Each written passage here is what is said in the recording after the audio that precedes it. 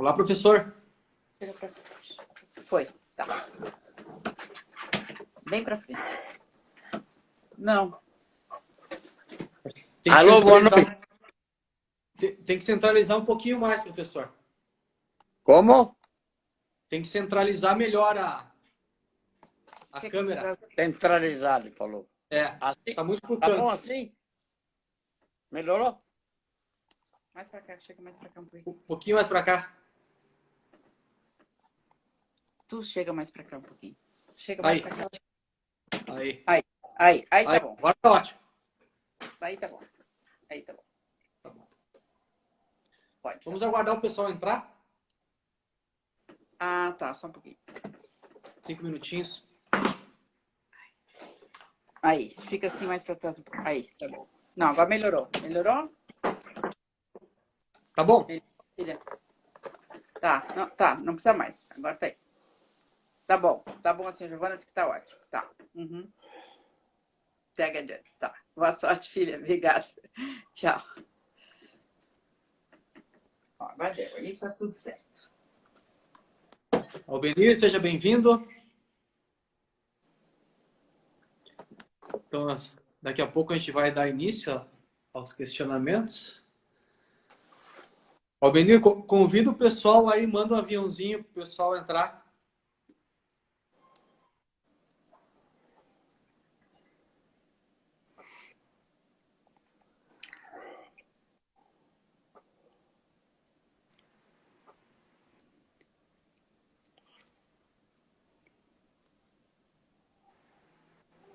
Ai, não é.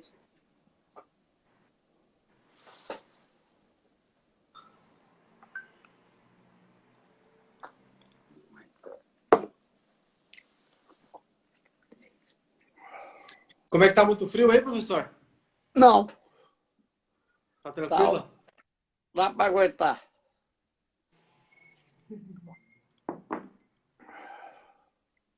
Tá bom, hoje tá bom, teve sol, tá. Foi muita umidade, sol. Isso aí, aqui tá frio. Aqui não Tá tá bem muito frio. frio. Tá muito úmido aqui, teve sol, deu muita umidade. Aqui parou. Doutor Moraes, seja bem-vindo. Heloísa, muito obrigado pela presença.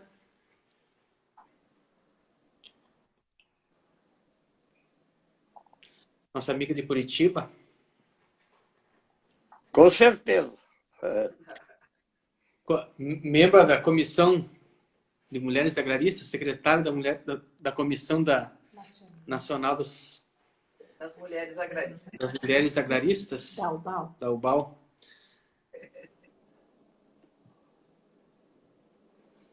E o professor Albenir é o vice-presidente.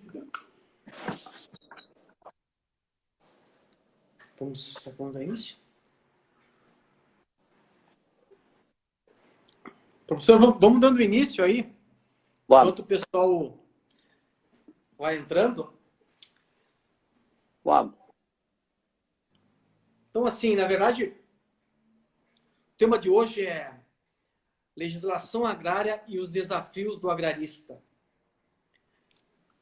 A gente sabe, então, que foi a partir da emenda constitucional número 10 de 64, que alterou a Constituição de 1946, que conferiu à União a competência para legislar sobre direito agrário. A partir daí, o direito agrário do Brasil ganha autonomia legislativa. E daí surgiu inúmeras normas, inclusive o Estatuto da Terra. E hoje, na Constituição, no artigo 22, inciso 1º, a competência privativa da União para legislar sobre direito agrário. E então, no Brasil, nós não tem um código agrário, né, onde se concentrasse todas as normas em relação a isso. E então existem inúmeras legislações esparsas, algumas muito antigas, né, que ainda encontram-se em vigência. E esse é o grande desafio para nós, agraristas, conhecermos essas normas e as outras que porventura surgem, porque como o agronegócio e a agricultura ela é muito dinâmica, exige modernização, do mesmo modo a legislação, ela precisa estar em constante evolução. Até mesmo porque a legislação agrária ela deve estar apoiada em aspectos técnicos que devem ser levados em consideração pelo legislador. Então, diante dessa particularidade então, do direito agrário, onde existem muitas normas e legislações agrárias, a gente convidou hoje o professor Darcy Zibet, que tem um livro, inclusive, publicado sobre legislação agrária no Brasil, para falar sobre o tema. Na nossa conversa com um especialista, que é um programa informativo, jurídico informativo do nosso escritório Co-Ilene de Advogados Associados, e o nosso professor, querido professor Darcy Zibet, ele foi procurador do INCRA, aliás, o primeiro procurador do INCRA do Rio Grande do Sul, é advogado, formado em Direito pela UFRGS, é doutor em Direito, foi professor de Direito Agrário, é o atual presidente da UBAL, União Brasileira dos Agraristas Universitários, é membro da UMAL, União Mundial dos Agraristas Universitários, com sede em Pisa, na Itália, é membro da Academia de Letras Agrárias, Academia Brasileira de Letras Agrárias, foi autor de diversos livros, artigos, ensaios sobre o tema, né, sobre direito agrário, é participante ativo de congressos, simpósios nacionais e internacionais sobre o tema. É um verdadeiro cerne do agrarismo que a gente tem uma honra de ter conosco aí participando, produzindo artigos e temas sobre o direito agrário. Eu tenho aqui, professor, um livro da sua autoria que eu adquiri lá no Congresso Nacional do Direito Agrário, em 2017, Teoria Tridimensional da Função da Terra no Espaço Rural. Até seria poderia até ser objeto de uma nova live aí futuramente. E também um livro mais recente, que foi em homenagem ao professor Darcy Zibet, O Direito Agrário nos 30 anos da Constituição de 1988, onde o professor, inclusive, tem um artigo publicado aqui. Então, professor, seja bem-vindo à nossa live aí. Já desde já agradeço por aceitar o convite, né, nesse nosso programa. E desde já, assim como o nosso tempo é curto e o assunto é instigante e tem bastante matéria sobre o assunto, já faço um questionamento e passo a palavra para as suas considerações iniciais. Professor, o senhor poderia descrever o aspecto histórico da legislação agrária no Brasil? Muito obrigado pela presença.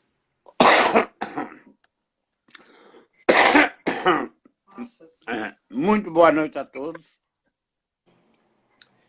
Em primeiro lugar, eu queria saudar o doutor Roberto Couto e a Ana Cristina, que até a gente podia fazer um parênteses de chamar Romeu e Julieta. Muito obrigado. Mas é um mero parênteses. Mas eu queria saudar esse casal de Romeu e Julieta pela organização de 2 grandes eventos em Santa Catarina. Muito 2 obrigado. simpósios que foram realizados em Santa Catarina, organizados por esse que está me entrevistando, o doutor Paulo Roberto Couto. Então, Obrigado. na pessoa de vocês que vestiram uma camiseta do agrarismo, eu saúdo a diretoria da UBAL na pessoa do nosso vice-presidente e diretor da Escola Agrarista Informal, que também participou e ajudou os 2 eventos de Santa Catarina, que se chama Benito Cherubini.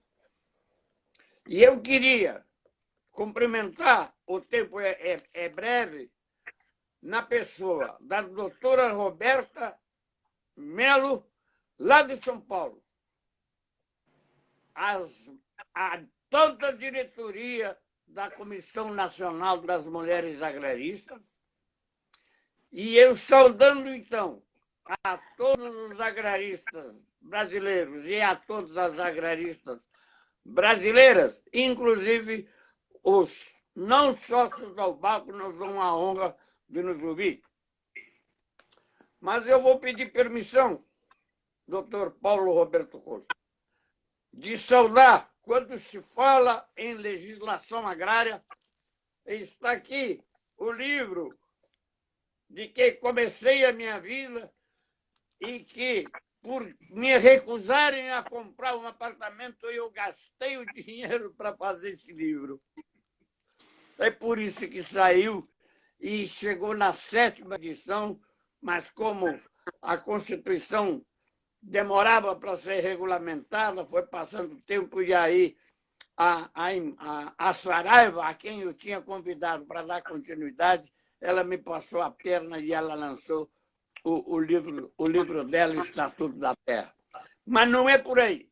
Eu queria também saudar, vejam bem, como eu gosto da história, e o agrarista deve conhecer, estudar a formação histórica da propriedade agrária brasileira e a história do Brasil e, na regra, a história universal. Mas eu quero saudar aqueles lutadores lá de Santa Catarina e Paraná, de 1912 e de 1916, que enfrentaram o governo, enfrentaram os estrangeiros que aqui estavam na chamada revolta do contestado e que está na nossa história, e os vencedores foram os agricultores que tinham a posse da terra e que amavam a terra que estavam produzindo. Feito isso, feita essa saudação, eu vou fazer um pequeno comentário, doutor Paulo Roberto Coelho. Eu não posso, numa palestra como essa, dissecar um tema. Eu comecei a escrever artigos que eu vou tentar publicar depois sobre lições preliminares de direito agrário, aonde vou abordar item por item para maior compreensão do agrarista e do estudioso do direito agrário. Mas, antecipando, eu quero dizer que o direito agrário tem 2 ciclos.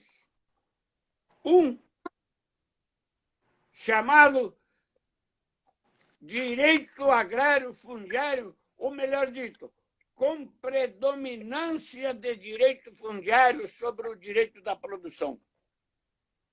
Esse direito agrário fundiário, com predominante sobre o direito da produção, ele começa com o Tratado de Tordesilhas de 1494. E com o descobrimento do Brasil de 1500, e vai até a Assembleia Geral Constituinte de 1988, a que me fizeram referência a essa homenagem, que eu fico agradecido eternamente, através de um livro dedicado nos 30 anos da Constituição Brasileira. Eu quero agradecer a todos por essa homenagem. Então, eu quero continuar dizendo que o primeiro ciclo do direito agrário, como direito predominante sobre o direito da produção, ele vai até a aprovação do artigo 185 da Constituição Federal de 88, quando ele define a propriedade produtiva, tornando-a, portanto, inexpropriável. A propriedade produtiva não pode ser desapropriada. Ali que começa o segundo ciclo do direito agrário brasileiro, evidentemente, com a introdução da biotecnologia, da biogenética, com a introdução da teoria do agronegócio, surgida na Universidade de Harvard. E depois toda a sequência, toda a dinamização que está ocorrendo até hoje, de que os mais jovens estão mais bem informados do que eu, que por enquanto eu sou da época do direito agrário fundiário, aonde comecei.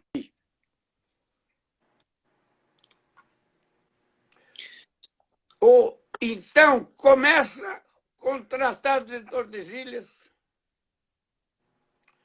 passa pelo Tratado de Madrid, de 1750, veja bem, usando o utis possidetis. Ou seja, o Tratado de Madrid não foi nada mais, nada menos do que um uso campeão internacional. Não é direito agrário? Exatamente. Claro que é. Aí nós tivemos depois o sistema cismarial. Aí, veja bem, um agricultor ocupava uma parte de uma cismaria. Tinha lá a sua residência e ganhava o ganha-pão, que tinha cultura efetiva naquela área. O que esse agricultor fez? Ele teve a coragem de se dirigir a então Dom Pedro I. Mandou uma carta. Dom Pedro ficou tão impressionado que mandou abrir um processo daquele seu pedido. E aquele que fora tutor de Dom Pedro I, o José Bonifácio de Andrade de Silva, redigiu a resolução número 17 de 2022. E Dom Pedro, então, assinou essa resolução, declarando o quê? A suspensão do sistema sesmarial no Brasil até o interior constituinte. Constituinte essa que nunca ocorreu. Então, a suspensão chegou até a Lei 601 de 1850. Mas, cabe lembrar que nós tivemos esse período entre a suspensão da concessão de Cismaria até a edição da primeira lei de terras de 1850, nós tivemos o período da posse. Eminentemente posse aqui no Brasil. Agora eu pergunto, não foi ali que começou a grilagem no Brasil?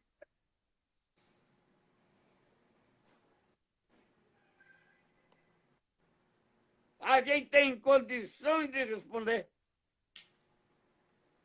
Mas não é sobre o aspecto que eu vou tratar, é meramente fazer uma referência, porquanto a Lei 601 de 1850, ela é tão importante e tão importante que ela vigorou, sabe até quando? Ela vigorou de 1850 até a edição do Estatuto da Terra de 1964, que, segundo interpretação de juristas, o Estatuto da Terra a revogaram implicitamente.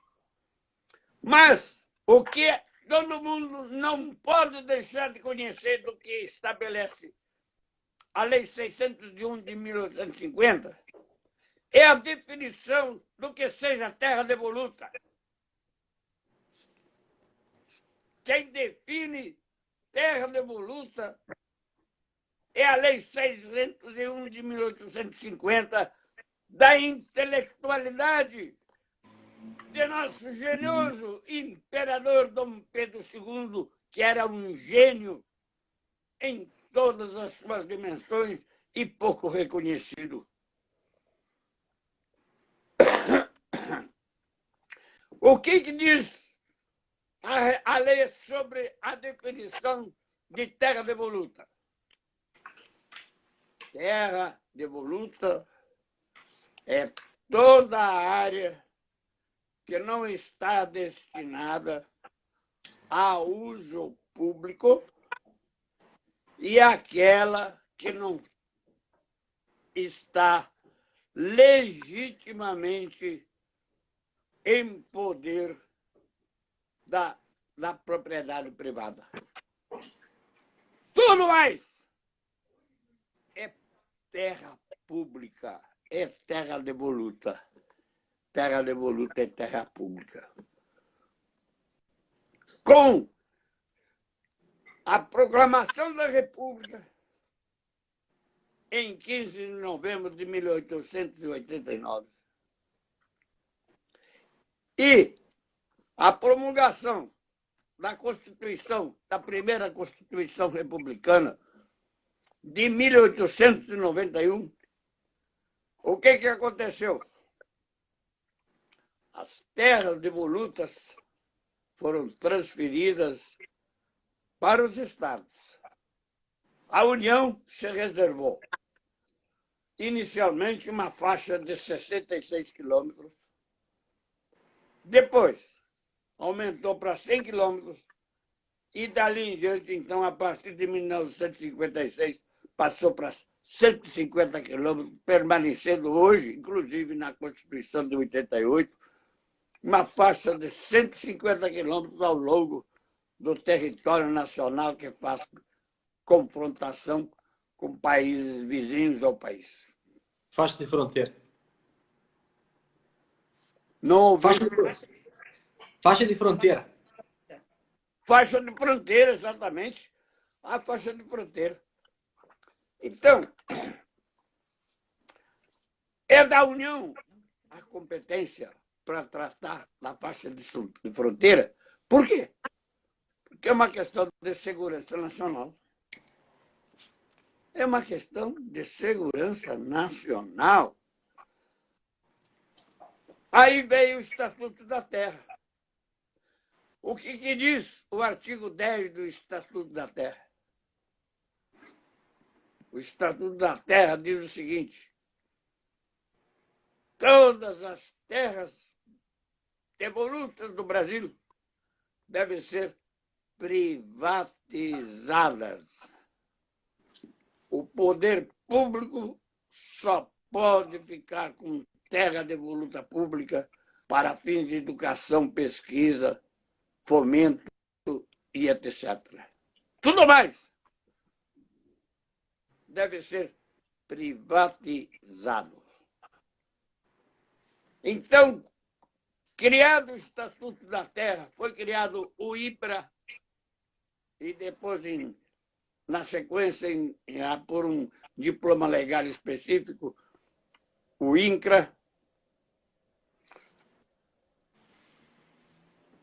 E a política governamental da época era a regularização das terras devolutas, tanto estaduais quanto federais. Então, o INCRA entrou em ação. Eu, inclusive, fui presidente de uma comissão discriminatória aqui na região de São Nicolau. Eu não me esqueço, porque eu peguei lá no hotel de pouca higiene, peguei uma hepatite que eu fiquei 30 dias de cama depois, só para fazer o parede. Mas a verdade é que a tarefa era a regularização fundiária através da discriminação de terras devolutas, a nomeação de comissões de discriminação de terras devolutas por todo o país. E o INCRA, na época IBRA e depois o INCRA, fazia convênios com os estados para apoiar e impulsionar a regularização fundiária das terras devolutas no nosso país. Foi o INCRA, na época, era tão importante que o Ministério da Agricultura era um órgãozinho qualquer. O INCRA era o mais importante órgão do governo na época. E qual foi o resultado, qual foi a consequência dessa dinamização de regularização fundiária no Brasil? Consequência? Só para exemplificar, os 5 territórios, Acre, Rondônia, Amapá, Roraima, não sei se tem outro, se transformaram em estados independentes. Provocou a divisão do estado do Mato Grosso em estado do Mato Grosso do Sul e o estado do Mato Grosso como era, como menor área. E foi criado através da Constituição o estado de Tocantins. Tudo em virtude de que houve a regularização fundiária no nosso país. Aqui no Rio Grande do Sul, nós tínhamos o IGRA, mas o IGRA fez um convênio com o INCRA para fazer a regularização fundiária aqui no Rio Grande do Sul. Não sei como é que aconteceu em Santa Catarina. Então, veja bem, o Estatuto da Terra, ele também podia fazer desapropriações, podia atender esse aspecto mais social, que na época era efervescente, e que o Estatuto da Terra, por causa do Roberto Campos, que era um capitalista democrático, um idealizador, um teólogo da boa política, priorizou a regularização fundiária. Foi o que aconteceu. E eu vesti a camiseta, porque eu trabalhava no INCRA nessa época. A gente ganhava um salário desse tamanho, mas tinha um entusiasmo de quem é um combatente de guerra defendendo a sua pátria. Inclusive, o projeto Rondon que foi criado, que tinha como lema integrar para não entregar, também se incorporou a essa atividade de expandir, tanto que estudantes hoje povoam novas regiões, como Rondônia, Roraima e outras regiões, por causa do projeto Rondon associado ao trabalho do INCRA. O Estatuto da Terra definiu o que seja imóvel rural. Podem procurar no Código Civil, se o Código Civil define o que seja imóvel rural. Não, é o Estatuto da Terra que define. Ele define o imóvel rural como que predomina a destinação sobre a sua localização. O que quer dizer isso?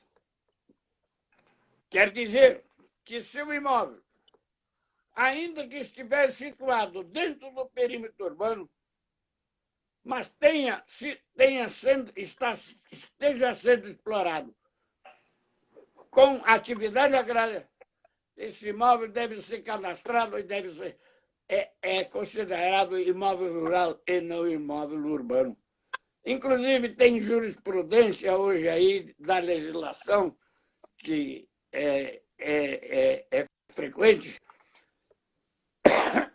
mas que a destinação, até hoje, é predominante.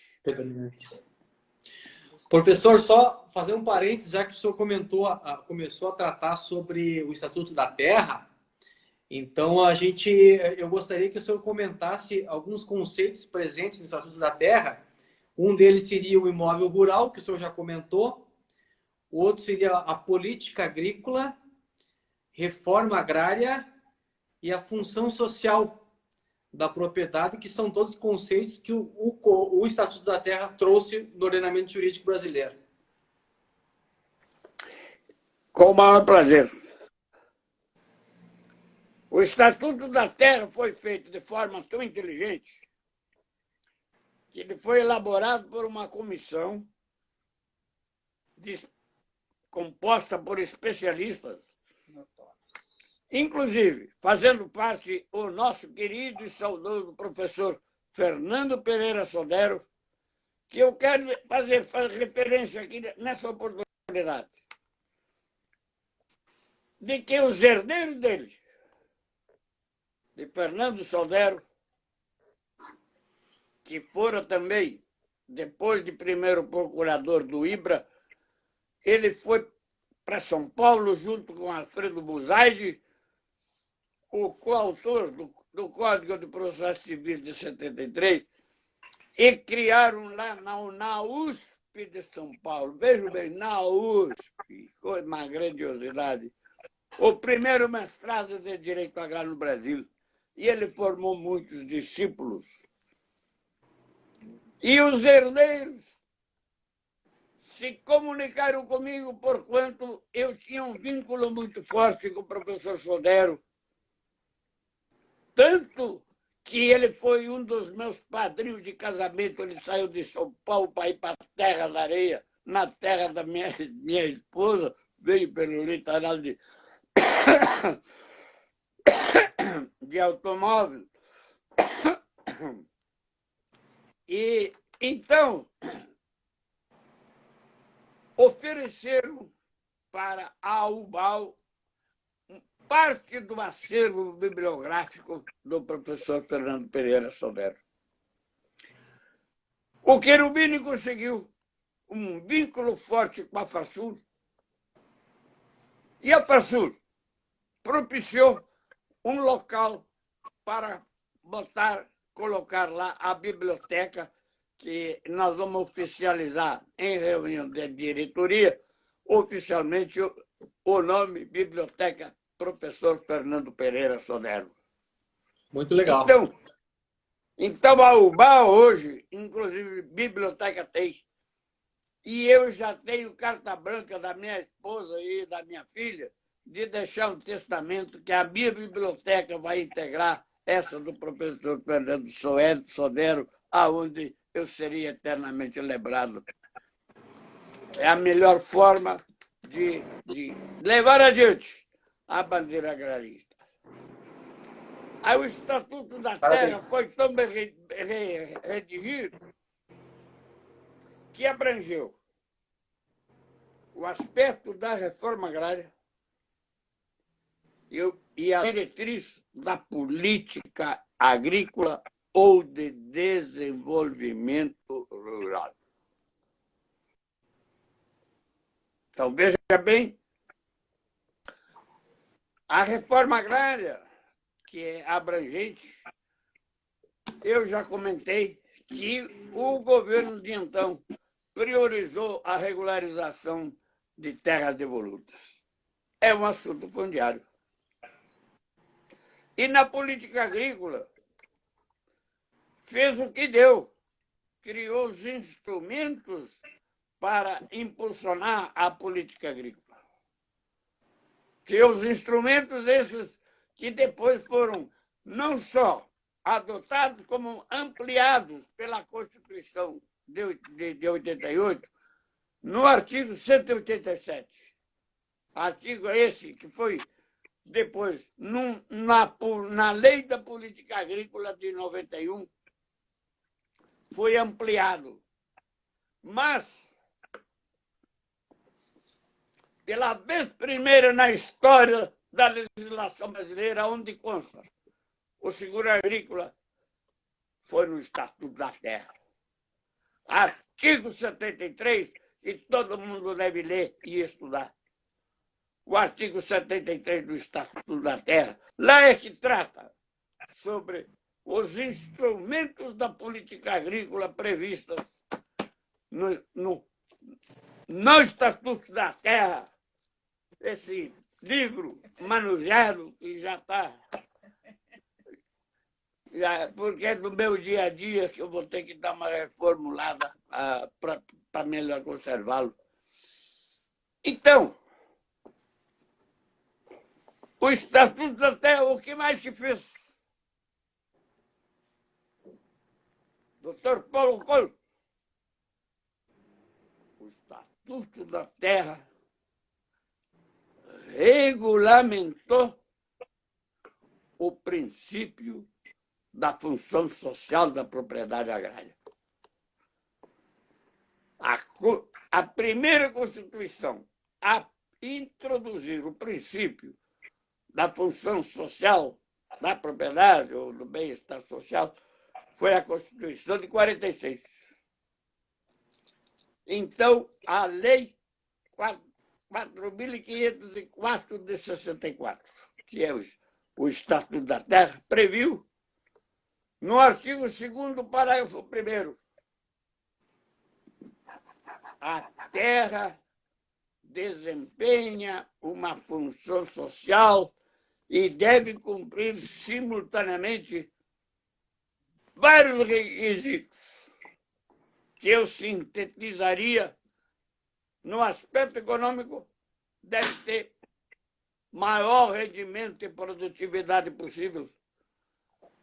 Deve fazer a conservação dos recursos naturais.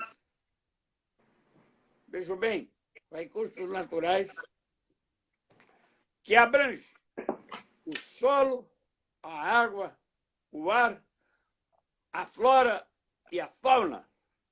E quem é o gestor desses recursos naturais? É o produtor rural. O produtor. É o produtor rural que é o gestor dos recursos naturais. Então, o produtor rural, ele merece, sim, ter assistência técnica e assistência jurídica para ser um bom gestor desses recursos naturais que o Antônio Carroça diz que a atividade agrária é sujeita a todos os riscos, e isso nós somos testemunhas que é assim que ocorre.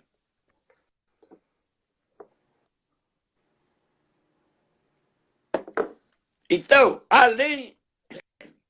E tem também um aspecto social, só para exemplificar, para melhor entender, além de cumprir o proprietário, o detentor da área que vai ser expropriada,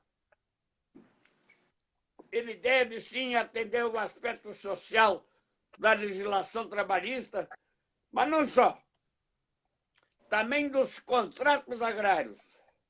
E só para exemplificar, a questão dos contratos agrários, que essa foi a causa pela qual foi desapropriada a primeira desapropriação no Rio Grande do Sul, da fazenda Sarandi, é porque tinha dezenas de arrendatários que pagavam preços escorchantes ao seu titular,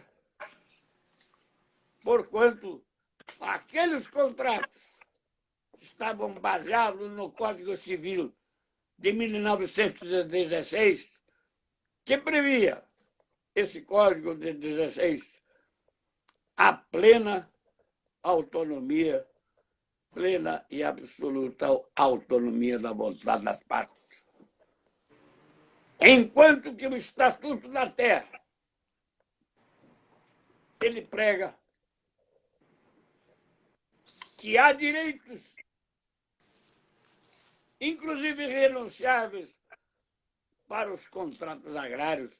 Está na Lei 49 e 47 de 1966, que pouco analistas dos contratos agrários sequer talvez até desconheçam a existência da Lei 49 e 47 de 1966, que fixa normas de direito agrário. Então, vejam bem, é tão importante o Estatuto da Terra que conseguiu ele, uma lei, como o Estatuto da Terra, regulamentar o princípio da função social da propriedade agrária e que hoje está consagrado no artigo 186 da nossa Carta Magna. É claro que no inciso 22, se não me falha a memória, do artigo 5º e do artigo 170, inciso 3º, é previsto o princípio da função social da propriedade. Mas a regulamentação desse princípio está no artigo 186 da Constituição de 88. E eu quero dizer mais. O artigo 186 é talvez mais importante que o artigo 185, porque dá tranquilidade ao proprietário de que a área dele, sendo produtiva, está isenta de possibilidade de desapropriação. No entretanto, aquele que não a cultiva de forma correta está sujeito, sim, à desapropriação. E me faz lembrar, sabe o quê, doutor Paulo?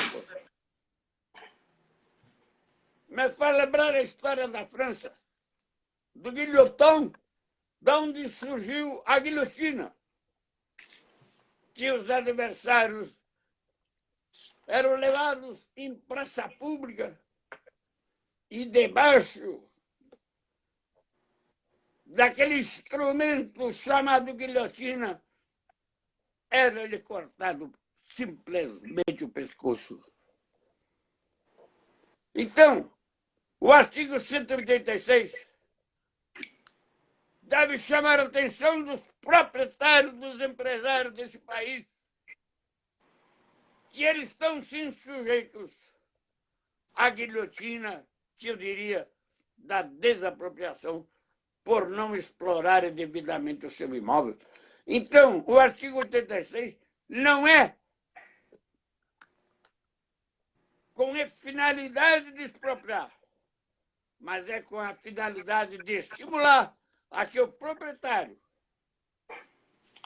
explore, se dedique, impulsione, ou venda quem tem condições de explorar, menos para estrangeiro, claro, e se torne esse imóvel também produtivo, atingindo o GUT, que nós chamamos pela legislação agrária, é o grau de utilização da terra num ponto máximo, e uma GE, que também a legislação agrária prevê, que é o grau máximo de eficiência na sua exploração, que nós chamamos de produtividade, o aumento de produtividade por unidade diária. Esse é o conceito que o direito agrário brasileiro, número 1, eu diria, que orienta todo o nosso direito agrário brasileiro, é esse princípio da função social da propriedade da propriedade agrária, que orienta tudo, para o bem ou para o mal, depende do proprietário. A escolha. Ficou bem claro? Ficou muito esclarecido, professor. Parabéns pela verdadeira aula magna aí que a gente está tendo sobre legislação agrária. E eu quero fazer mais um questionamento, professor, que eu acho de suma importância, que é uma outra lei de direito agrário, que é a lei que regulamenta a venda de terras para estrangeiros. Lei 5.709 de 71. Eu gostaria que o senhor fizesse alguns comentários. A gente tem 10 minutos aqui, professor. Então, tem muita coisa para tratar. Não sei se a gente vai conseguir fazer tudo numa só live, mas eu gostaria que o senhor comentasse alguns pontos que o senhor considera importantes em relação a essa lei também de direito agrário. Venda de imóvel rural para estrangeiro.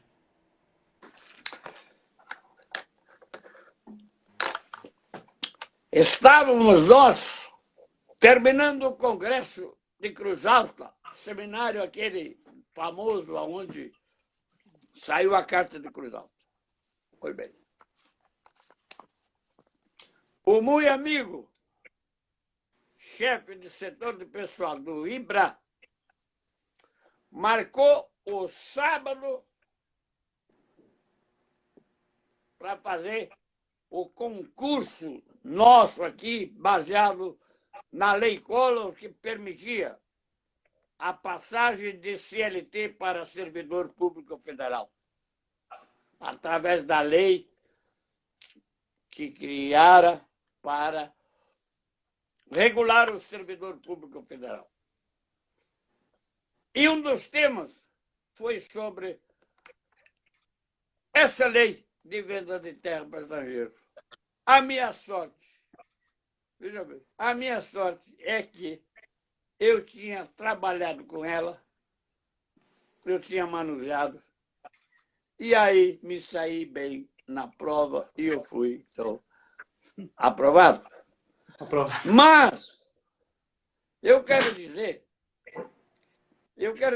o seguinte, que o regime militar, ele tinha uma doutrina da segurança nacional impulsionado pelo Golbery Contecido. Podem concordar ou não com ele. No entretanto, para a época, foi providencial para o país. Veja bem, tinha um senhor norte-americano que na Amazônia tinha 1.200.000 hectares de terra. Tinha um forte norte-americano que tinha não sei quantos milhares de hectares de terra. Liga, caiu aqui. E assim por diante. O que aconteceu? O que aconteceu? Foi criado o Ato Institucional 45 de 1969, prevendo que para adquirir terra, o estrangeiro deve ter permanência no país. E o que aconteceu com os estrangeiros que estavam aí, que moravam nos Estados Unidos? Tiveram que ir embora. Pura e simplesmente.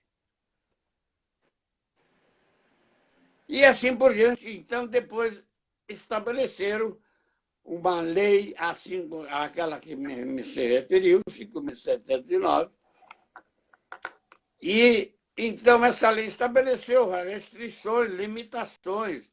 Não é que eliminou totalmente a possibilidade de estrangeiro participar no Brasil. Mas tem uma série de documentos a serem preenchidos e quem devem ser encaminhados através do INCRA e depois devem ser encaminhados ao Conselho de Segurança Nacional, que agora eu não me recordo o nome que é, substituto, mas existe, para poder oficializar, a dar o título a estrangeiro, que deve, lá pelas tantas, ser naturalizado. As empresas, por outro lado, podem sim ter sócio estrangeiro, mas com capital minoritário. Escuta bem, minoritário. É diferente. Certo. Então, eu, pessoalmente, eu escrevi um artigo, na época, um livro chamado Direito Agrário na Constituição, organizado pela equipe que divulga os livros da Academia Brasileira de Letras Agrárias, a Lei Agrária Nova.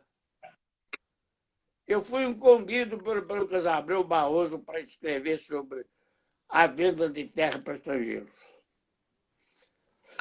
A minha surpresa, um parecer da Advocacia Geral da União, na época do Fernando Henrique Cardoso, deve se lembrar que é da época, ele pregava o liberalismo econômico e essa coisa toda, e tal, etc.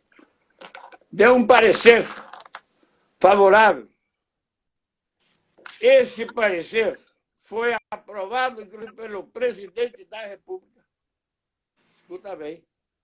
E, consequentemente, os INCRAs estaduais, e para cá e para lá, tinham que cumprir. Quando eu vi aquele artigo, aquele parecer, eu fiz todo um estudo, todo histórico, inclusive falando sobre do que é constituído um país. Coisa que nós estudamos na Teoria Geral do Estado no começo do curso. Para existir país, precisa, primeiro, território, povo e governo. Eu pergunto, existe país sem território? Não. Então, vejam bem, que compre uma casa na praia, que compre um apartamento em Copacabana, um estrangeiro que compre, seja lá onde for, é uma coisa. Outra coisa é comprar 10, 20, 50, 100 mil, 200 mil, 300 mil hectares de terra. Isso representa vender território. O que quer dizer vender território? Vender soberania do país. Que nós temos que salvaguardar. Então, eu entendo muito bem que há interesses, por exemplo, inclusive de advogados, de impulsionar um processo para compra e venda para um estrangeiro, porque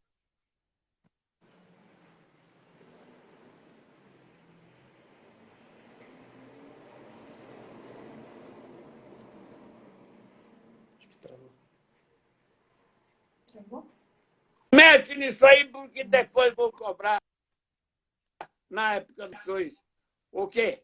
Uma propina para fazer suas campanhas. Meus amigos, eu, na segunda edição do livro de Direito Constitucional do Lucas, que ele publicou, porque eu tinha criticado no primeiro aquele parecer da Advocacia Geral da União. A minha surpresa, eu tive que elogiar o segundo parecer, que revogou o primeiro. Eu não sei se a minha crítica, muito bem embasada, diga-se de passagem, serviu para que o novo governo que assumiu revogasse aquilo que estava sendo inicialmente começado a funcionar. Então, eu fiquei muito feliz. E evidentemente que eu, particularmente, embora descendente de imigrante italiano, embora eu ame a Itália, mas eu digo, a minha pátria é o Brasil. Você precisa brigar contra a Itália, como já aconteceu. Os peticionários brasileiros irem para a Itália para se aliar aos aliados por razões políticas da época. Para lutar em defesa da pátria brasileira que nós amamos. E, ao contrário, sim, senhor, a venda de qualquer pedaço para estrangeiro que não venha residir aqui no Brasil. Era isso. Muito obrigado. Obrigado, professor. Parabéns pelas palavras. Eu também sou descendente de imigrante italiano e de imigrante prussiano, mas a colonização na época foi diferente, tinha uma política diferente e a gente não pode correr o risco aí de vender território para quem não tem o desejo de produzir e defender o país. Professor, eu gostaria de primeiro fazer Só para eu só queria acrescentar que essa política de imigração estrangeira foi iniciada pela Lei de 601 de 1850, por Pedro II, porque ele queria trazer os estrangeiros aqui para ocupar o território, para serem cidadãos brasileiros. Mas era de pequenas propriedades. Pequenas propriedades. Exatamente. Foi o que aconteceu, veio. O seu pai, seu avô, seu bisavô, ele ganhou um lote de terra aqui no Brasil. O meu pai ganhou um lotezinho de terra em Mascorão, no interior de Garibaldi. Tinha até tigre na época lá, segundo a história da família. Sim. Professor, nós já estamos com o nosso tempo esgotado. Eu gostaria de agradecer a presença dos integrantes da UBAL, de todos aqueles que fizeram comentários aí, professor Albinir Cherubini, Guilherme, Cláudio, doutor Francolino também, que é nosso amigo aí, está sempre presente nas nossas lives, continue acompanhando, muito obrigado. Gostaria de agradecer a presença de todas as mulheres agraristas, da Comissão Nacional das Mulheres Agraristas da UBAL, que todas fizeram comentários, aos demais colegas que fizeram comentários aí, que parabenizaram o professor pela excelente e brilhante aula magna aí sobre legislação agrária. Eu tinha algumas outras perguntas, professor, mas eu acho que nós vamos marcar uma outra live para a gente fazer. Eu gostaria que o senhor fizesse suas considerações finais.